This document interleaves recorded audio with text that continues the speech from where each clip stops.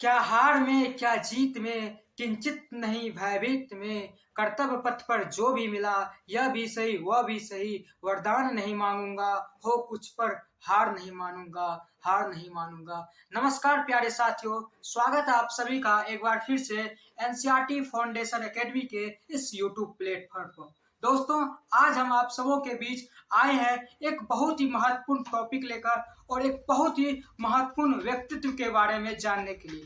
दोस्तों, आज हम जानेंगे एक ऐसे व्यक्ति की पूरी कहानी, एक ऐसे व्यक्ति की जीवनी जिन्होंने अपने जीवन में उन सारे बुलंदियों को छुआ है जिन्हें प्राप्त करने की लालसा हर व्यक्ति की होती है। तो दोस्तों, आज है 25 दिसंबर और जैसा कि आप सब परिचित होंगे कि आज अटल बिहारी वाजपेयी जी का जन्म दिवस है। तो इसी के जन्म दिवस के अवसर पर हमने सोचा कि आप लोगों के लिए इसकी पूरी कहानी, इसकी पूरी बायोग्राफी कवर किया जाए। तो चलिए साथियों, अंत तक बने रहिए। सारी बात सरल भाषा में कहानीवार तरीके से बताएंगे, तो अंत तक बने रहिए और चलिए स्टार्ट करते हैं अपने वीडियो को। दोस्तों, अटल बिहारी वाजपेयी जी का जन्म 25 दिसंबर 1924 ईस्वी को मध्य प्रदेश के ग्वालियर के एक हिंदू ब्राह्मण परिवार में हुआ था। इसकी माता का नाम कृष्णा देवी था और इसके पिताजी का नाम कृष्णा बिहारी वाजपेयी था। इसके पिताजी पेशे से एक स्कूल टीचर थे और अटल बिहारी वाजपेयी जी ने अपनी स्कूलिंग की पढ़ाई जो है ग्वालियर के अंदर ही सरस्वती शिशु स्कूल से की।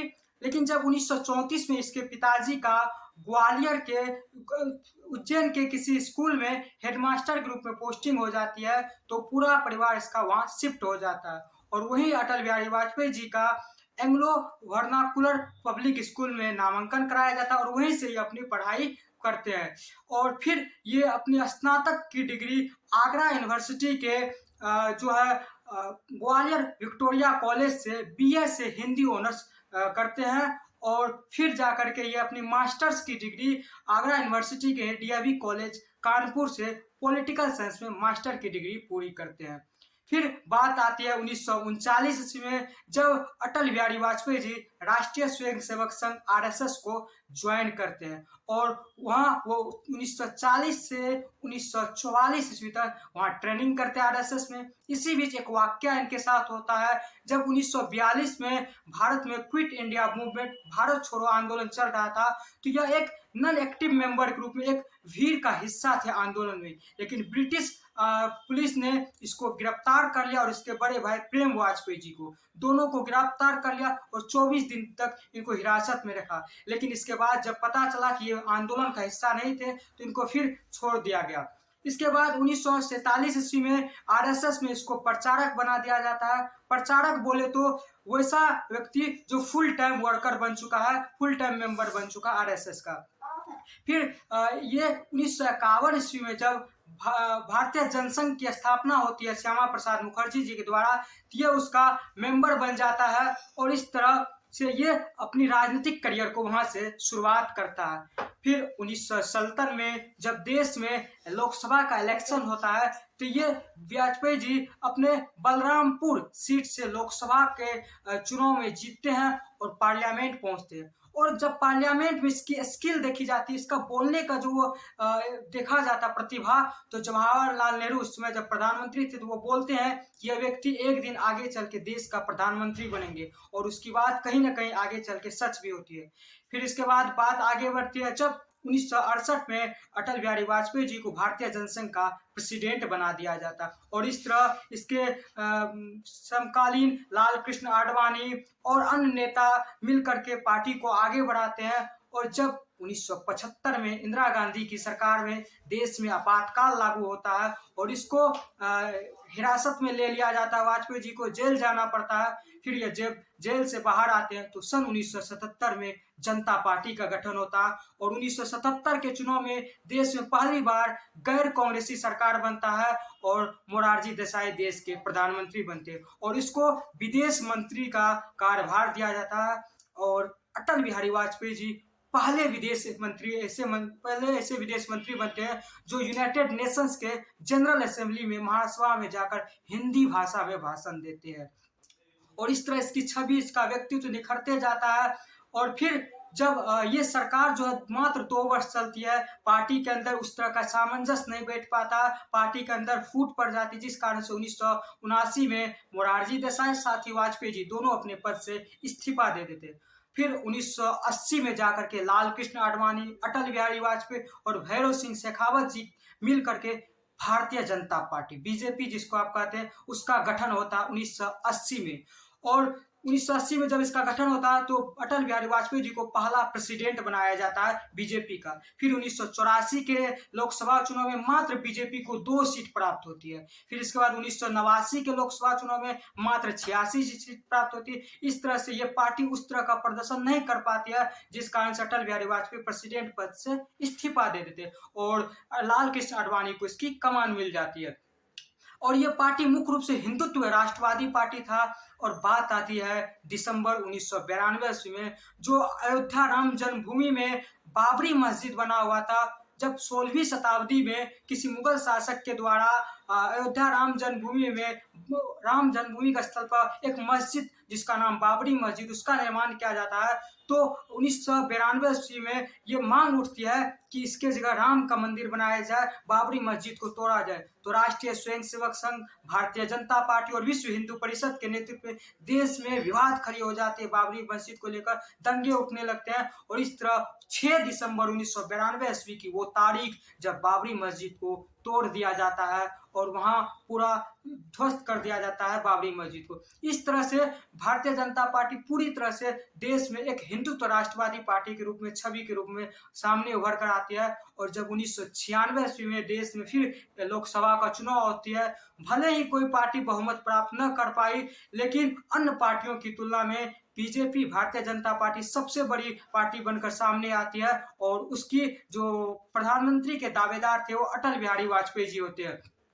और तब उस समय देश के राष्ट्रपति श्यामा प्रसाद जो निराला थे वो इसको बुलाते हैं, इनवाइट करते और कहते हैं कि आप सरकार बनाइए। तब अटल बिहारी वाजपेयी जी छोटे छोटे पार्टियों के साथ गठबंधन करके सरकार बनाती और पहली बार अटल बिहारी वाजपेयी जी भारत के 10वें प्रधानमंत्री के रूप में शपथ लेते हैं 15 मई 1996 में। लेकिन मात्र 16 दिन ये सरकार चल पाती है। 31 मई 1996 में ये सरकार फिर से टूट जाती है, क्योंकि जिन पार्टियों ने सपोर्ट किया था वह फिर से सपोर्ट पीछे ले लेती है और इस तरह से 16 दिन के अंदर यह सरकार गिर पाती है। लेकिन विपक्ष भी इस तरह से एलिजिबल नहीं होते सरकार बनाने में और इस तरह से लोकसभा को फिर से डिसॉल्व कर दिया जाता है, भंग कर दिया जाता है और एक फ्रेश इलेक्शन आयोजित की जाती है 1998 में।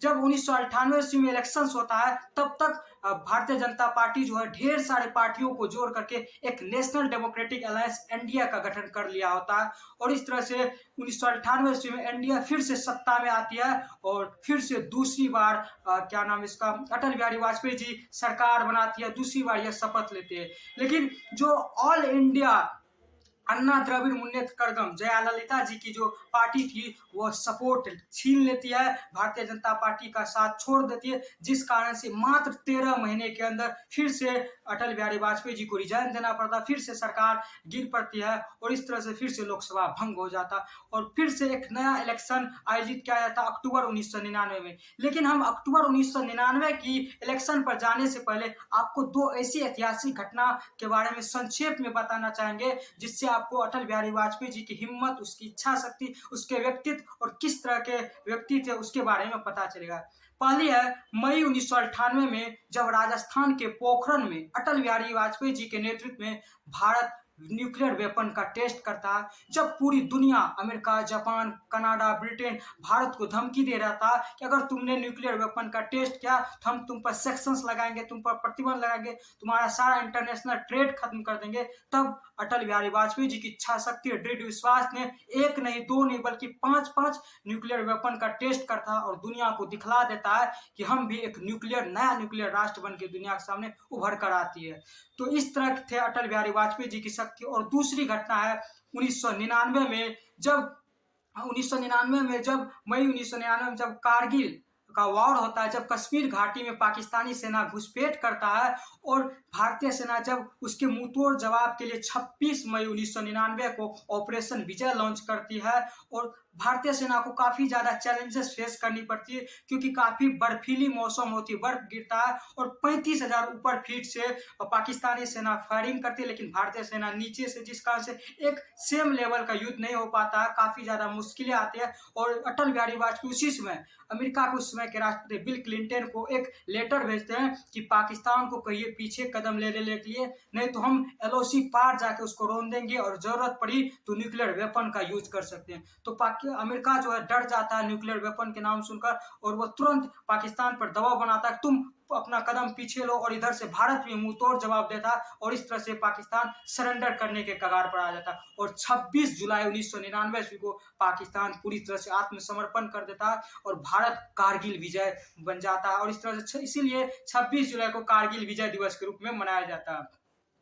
फिर इसके बाद अब हम आते हैं अपने उस टॉपिक पर, जब अक्टूबर 1999 में एक फ्रेश इलेक्शन आयोजित किया जाता है, तब जो ये एनडीए पार्टी थी 303 सीट जीत कर आती है आउट ऑफ 443 में से, और इस तरह से फिर से अटल बिहारी वाजपेयी जी भारत की तीसरी बार प्रधानमंत्री बनते हैं। 13 अक्टूबर 1999 ईस्वी को यह तीसरी बार प्रधानमंत्री के रूप में शपथ लेते हैं और इस बार ये अपना पूरा 5 वर्ष का कार्यकाल पूरा करते हैं और ये पहले प्रधानमंत्री ऐसे बनते हैं जिन्होंने पहली बार किसी अन्य पार्टी गैर कांग्रेसी पार्टी में शामिल होकर के अपना 5 वर्ष कार्यकाल पूरा किया और इस तरह से 1999 से 2004 ईस्वी तक भारत का प्रधानमंत्री बने रहते हैं। इसी बीच इनकी ढेर सारी पॉलिसीज आती है, जैसे हाईवे डेवलपमेंट प्रोजेक्ट, इनके सरकार में ढेर सारा योजनाएं आती है, जैसे प्रधानमंत्री ग्राम सड़क योजना। 2001 में यह सर्व शिक्षा अभियान भी लाता है कि इसका मुख्य उद्देश्य होता है प्राइमरी तथा सेकेंडरी स्कूलों में क्वालिटी ऑफ एजुकेशन देना। ये सारी इनकी जो योजनाएं थी ये सारी सफल होती है और देश को एक नया आयाम मिलती, देश एक नए स्तर तक पहुंचती है। और इस तरह से अटल बिहारी वाजपेयी जी अपने रथ पर और आगे बढ़ते जाते हैं और वह समय आता है 11 जून 2018, जब अटल बिहारी वाजपेयी जी को किडनी में इन्फेक्शन होता है, इनको एम्स में भर्ती कराया जाता है, काफी क्रिटिकल सिचुएशन होती है और अंततः 16 अगस्त 2018 ईस्वी को ये महान व्यक्ति, ये अटल बिहारी वाजपेयी जी, ये महापुरुष हम सभी को छोड़कर, इस पूरे दुनिया को छोड़कर अलविदा कर देते हैं। और इनकी सब यात्रा में देश के कोने कोने से लोग पहुंचते हैं, यहाँ तक कि देश के प्रधानमंत्री नरेंद्र मोदी, राष्ट्रपति रामनाथ कोविंद सब पहुंचते हैं इसकी सब यात्रा में और इसको श्रद्धांजलि देते हैं। और अगर बात करें वाजपेयी जी की, तो ये पूरा जीवन अविवाहित रहे। इन्होंने अपनी एक मित्र थी राजकुमारी कोल और उसके पति बीएन कोल, उसकी एक पुत्री थी नमिता कोल भट्टाचार्य, उसको बचपन में इन्होंने गोद ले लिया था, तो वही नमिता कोल भट्टाचार्य ने इसको मुखाग्नि दी थी जब ये मरे थे। तो इस तरह से अटल बिहारी वाजपेयी जी, इस तरह से इसका श्रद्धांजलि होता है, इसका दाह संस्कार होता है। अगर हम बात करें इसकी थोड़ी सी अवार्ड की, तो 1992 से उनको पद्म विभूषण से सम्मानित किया गया। 1994 में इसको सर्वश्रेष्ठ पार्लियामेंट मेंबर के रूप में चुना गया था और 2015 में इसको भारत का सर्वोच्च नागरिक सम्मान भारत रत्न से सम्मानित किया गया। तो ये थी अटल बिहारी वाजपेयी जी की पूरी कहानी। और हमने शुरुआत में बताया कि ये कवि भी थे, एक राइटर भी थी, इनकी ढेर सारी रचनाएं हैं, इन्होंने बहुत सारी रचनाएं लिखी। तो उनमें से कुछ पंक्ति मैं आपके सामने प्रस्तुत करना चाहूंगा। ये कहते थे कि क्या हार में क्या जीत में, किंचित नहीं भयभीत में, कर्तव्य पथ पर जो भी मिला यह भी सही वह भी सही, वरदान नहीं मांगूंगा पर कुछ हो हार नहीं मानूंगा। और इसकी एक पार्लियामेंट में एक फेमस कोट्स है, ये कहते थे कि सरकारें आएगी जाएगी, सत्ता का खेल चलता रहेगा और पार्टियां बनेगी बिगड़ेगी, लेकिन ये देश रहना चाहिए और इस देश का लोकतंत्र अमर रहना चाहिए। तो इस तरह के व्यक्ति थे अटल बिहारी वाजपेयी जी और इन्होंने अपने जो व्यक्ति है इससे दिखा दिया कि एक व्यक्ति अपने गांव से, एक छोटे से मोहल्ले से कहां पहुंच सकता है। इन्होंने अपने मेहनत के बलबूते पर हर वो मुकाम हासिल किया जिसे हर कोई पूरा करना चाहता। तो दोस्तों, ये रही अटल बिहारी वाजपेयी जी की शुरुआत से लेकर अंत तक की पूरी कहानी। कैसा लगा ये कहानी आपको? हमें उम्मीद है कि मोटिवेट किया होगा, आप भी इस तरह के लिए मेहनत करने के लिए जरूर आगे बढ़ेंगे। और अगर किसी भी तरह की कमी दिखती है हमारे वीडियो में तो कमेंट बॉक्स में ज़रूर बताइए। हम अपनी तरफ से कोशिश करते हैं आपको जितनी हो सके उतनी सरल भाषा में समझाने की। और मिलेंगे फिर किसी नेक्स्ट वीडियो में, और इसी तरह का प्यार और सपोर्ट बनाए रखिएगा। बहुत बहुत धन्यवाद साथियों।